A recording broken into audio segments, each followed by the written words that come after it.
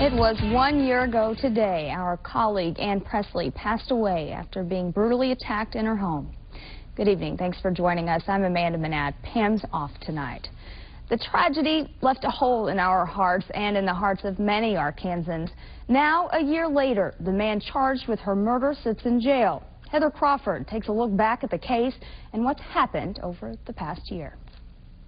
This crowd has been amazing this morning, from the little kids. Her smile vibrant, her laugh contagious, her life cut short. It was last October 25th that Arkansas's beloved morning news anchor Ann Presley died. It is with very heavy hearts that we tell you that our Ann Presley has died as a result of the injuries she suffered earlier this week. Ann was just 26 years old with a bright future ahead. Her life took an unexpected turn October 20th. When she didn't answer an early morning wake-up call, her mother went to Ann's home in the Heights and found what she never imagined: her daughter badly beaten and unconscious. Ann was taken to the hospital where her friends and family waited anxiously to hear that she would recover. But 5 days later, at 7:07 in the evening, the Channel 7 newscaster was pronounced dead. The next day, flowers, candles, and notes lined the sidewalk in front of her home. Governor Mike Beebe said her death left virtually the entire state in mourning. She was a personality that the whole state got to watch and see and know, and as a result of that, a lot of people felt a very close kinship, whether they ever met her or not. Hundreds turned out for Ann's memorial service to celebrate her life.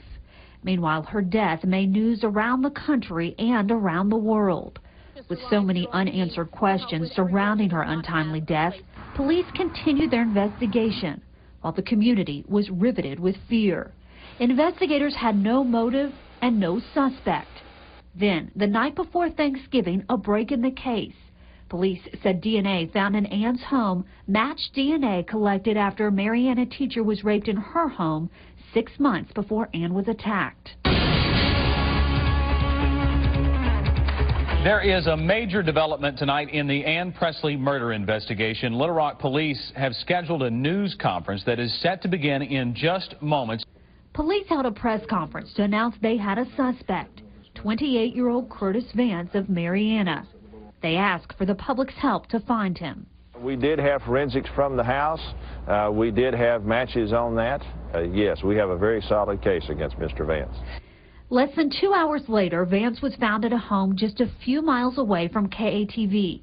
He was arrested on suspicion of murder and later taken to the Pulaski County Jail, where he was ordered to be held without bond. I think and I hope that the investigation demonstrates the ability of the department, the cooperation that we have with other agencies, and our ability to act. And I hope it represents as well the reaction of the community that we're just not going to take it here. Police would later say they believed the attack on Ann was a crime of opportunity and not related to her job as a TV news anchor and reporter.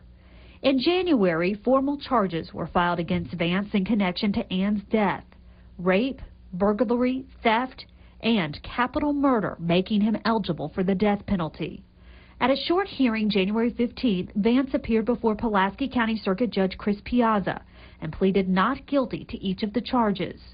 As he left the courtroom, he broke his silence. What do you want to say to Ann? I'm sorry for her loss, but I didn't do it. The judge set the trial for September 9th and later, at the defense's request, postponed it until November 2nd.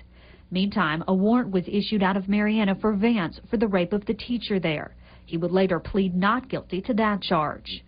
Back in Little Rock, the house where Ann was attacked, which had been sold, was demolished. Her friends gathered at the site and released pink balloons in the air in her memory.